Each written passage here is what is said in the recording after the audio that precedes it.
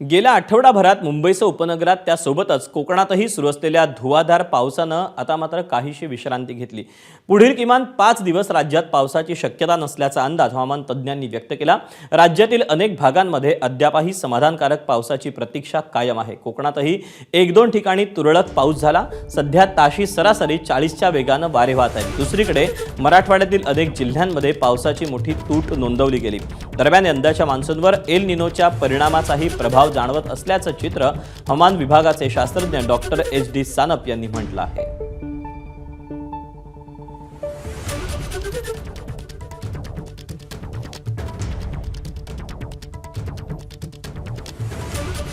जून महिना अख्खा कोरडा गेला।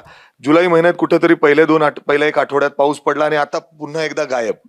येणारे 4 ते 5 दिवस तरी अशी कोणतीही परिस्थिती नाहीये, की किंवा अनुकूल परिस्थिती नाहीये, की ज्यामुळे मान्सून परत महाराष्ट्रामध्ये सक्रिय होईल. तर त्यानंतरचे अपडेट दिले जातील, परंतु 5 दिवस तरी पावसाची शक्यता नाहीये.